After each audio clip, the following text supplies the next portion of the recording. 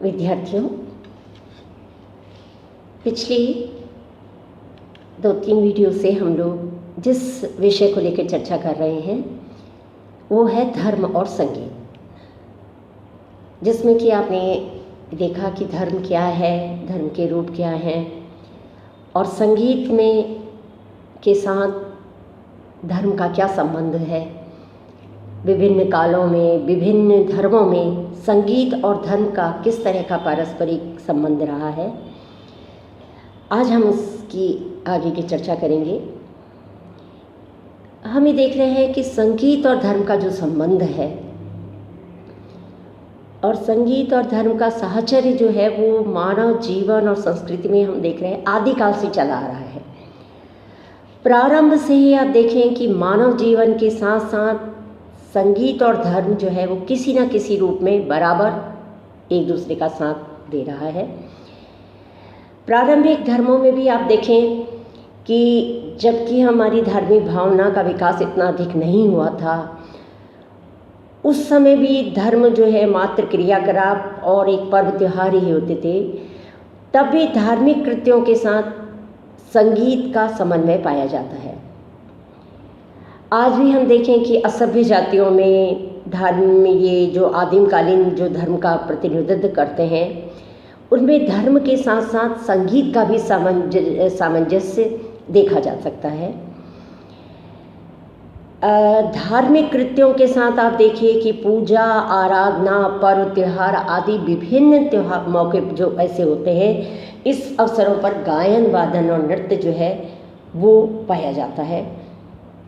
गायन, वादन और नृत्य देखा जाए, कह सकते हैं हम ये कि धार्मिक भावनाओं की अभिव्यक्ति के प्रधान माध्यम है, क्योंकि मनुष्य धार्मिक स्थिति में जो कुछ अनुभव करता है उसकी अभिव्यक्ति की भी उसको आवश्यकता होती है।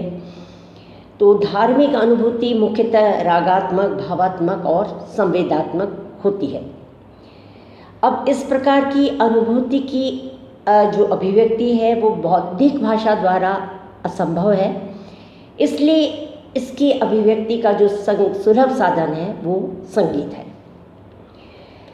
संगीत और धर्म आप देखें कि इन दोनों ही सत्ता, रियलिटी से संबंधित हैं और उसके प्रति ये दो विभिन्न प्रक्रियाएं हैं। दोनों का संबंध आप देखें कि एक ऐसी सत्ता से है जो सत्य, सत्यम, शिवम, सुंदरम पर आधारित है और इसी की अभिव्यक्ति को भी हम जो है संगीत कहते हैं। उपनिषदों में देखा जाए कि ब्रह्म को रसो वयस कहा गया है। ब्रह्म यानी रस का स्वरूप है और उसी रस से धर्म और संगीत दोनों का ही संबंध है।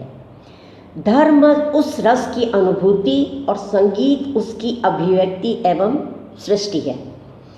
तो संगीत का उद्देश्य रस या राग की सृष्टि करना है जो स्वयं ईश्वर का स्वरूप है। धर्म और संगीत का देखा जाए तो दोनों का स्रोत जो है वो एक ही है। दोनों ही सत्तानुभूति से उत्पन्न हुए हैं। दोनों में ही सौंदर्य अनुभूति होती है। धार्मिक भावना का विकास प्रकृति के अंदर जो व्याप्त सौंदर्य है, माधुर्य है और संगीत की अनुभूति से होता है। देखिए, जब मनुष्य इस प्रकृति के ऐश्वर्य को, विशालता, उसकी भव्यता को देखता है तो उसके मन में सहज ही ये एक अनुभूति होती है कि ये कोई ना कोई एक शक्ति है जो कि ये सब चीज़ों को चला रही है, जिससे ये सारे कार्य, सृष्टि के कार्य जो हैं वो संचालित हो रहे हैं। तो इस प्रकार वो प्रकृति के सौंदर्य में उसे परमात्मा के सौंदर्य का दर्शन होता है और उसके वो परमात्मा के सौंदर्य को वो व्यक्ति जो है अनुभव करने लगता है और उसके अंदर स्वभावतः जो है एक भक्ति भावना जो है वो उमड़ आती है। इस तरह से हम देखते हैं कि संगीत और धर्म जो है वो प्रारंभ से ही एक दूसरे के साथ किस तरह से उनका संबंध रहा है।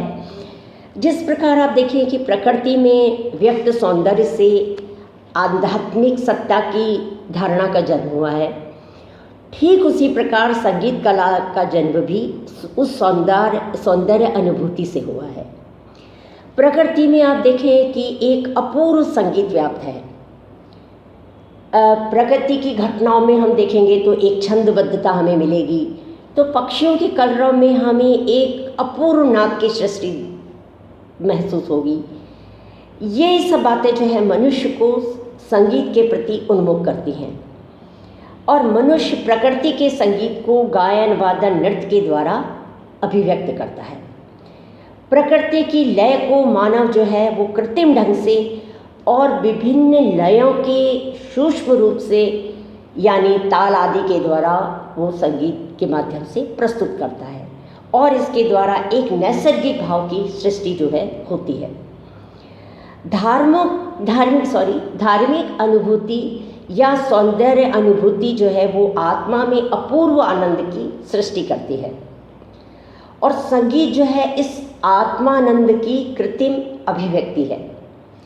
मनुष्य जब अपने हृदय के जो आनंदमय भाव होते हैं उनको भाषा द्वारा व्यक्त करने में सक्षम नहीं होता तो वो संगीत और कला का सहारा लेता है, क्योंकि ये माना जाता है कि जहाँ पर भाषा असफल हो जाती है वहाँ पर भावों का प्रकाशन संगीत के द्वारा संभव है। भाषा विचारों को भले ही सहज रूप से व्यक्त कर देती है, परंतु भावना की अभिव्यक्ति संगीत के द्वारा ही संभव है, क्योंकि संगीत में भावों को उद्दीप्त करने की एक अपूर्व क्षमता है। इस प्रकार देखा जाए तो धर्म और संगीत एक ही प्रक्रिया के जो हैं दो पहलू हैं। तो संगीत जो है वो उपासना की अभिव्यक्ति को सरस, सुरुचिपूर्ण, सुंदर एवं आकर्षक बना देता है और जो ये उपासना की अभिव्यंजना को जो है सुलभ और प्रचार के लिए एक आसान सरल बना देता है। और धर्म प्रचार का साधन हम देखें तो वो संगीत ही है। संगीत उपासना और धर्म को न केवल सजाता है, सुंदर बनाता है, बल्कि उसे एक स्थायित्व भी प्रदान करता है। धार्मिक और आध्यात्मिक जीवन को संगीत रम्यता प्रदान करता है और उपासना का भवन जो है वो संगीत के सहयोग से एक भव्य और एक रम्य रूप उसको प्राप्त होता है। इसी प्रकार जो है धर्म भी जो है वो संगीत को भव्य और दिव्य बनाता है।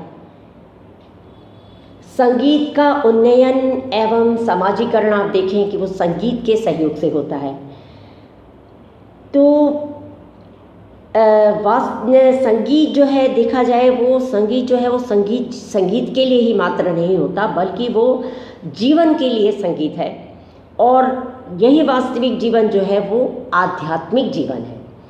तो संगीत और उपासना जो है मिलकर ऐसे आनंद की सृष्टि करते हैं जिसे हम ब्रह्मानंद के नाम से जानते हैं। तो इस तरह से धर्म जो है वो संगीत की प्रेरणा है। धार्मिक भाव और अनुभूतियाँ जो हैं वो संगीत को प्रेरित करती हैं। जितने भी आप धार्मिक व्यक्ति हुए हैं आप देखें कि सभी ने कला और संगीत को प्रेरणा प्रदान की है। भले वो सूरदास हों, तुलसीदास हों, मीरा हों, कबीर हों, इन संतों की जो अनुभूतियों में संगीत के विभिन्न आयामों का विकास जो है अधिक है। इस तरह से देखते हैं कि उपासना जो है वो आत्मा का उद्धार करती है और संगीत जो है उसका श्रृंगार करता है।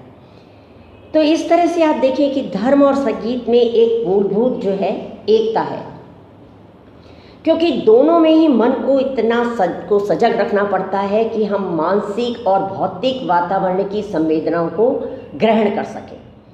जो हम साधारण जीवन में नहीं कर पाते वो हम संगीत और धर्म के माध्यम से कर सकते हैं।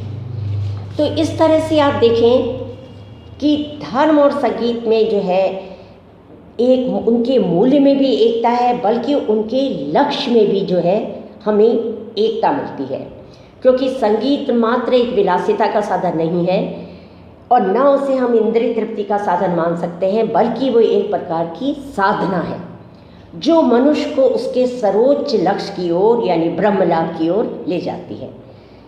तो इस प्रकार हम देखते हैं कि धार्मिक विकास की प्रत्येक अवस्था जो है वो संगीतमय रही है और संगीत का विकास जो है वो आध्यात्मिकता की ओर उन्मुख रहा है।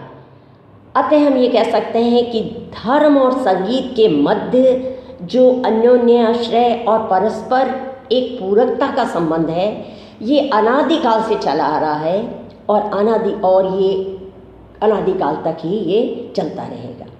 इस तरह से हम ये स्पष्ट समझ सकते हैं कि धर्म और संगीत जो है परस्पर किस तरह से आपस में जुड़े हुए हैं। Thank you.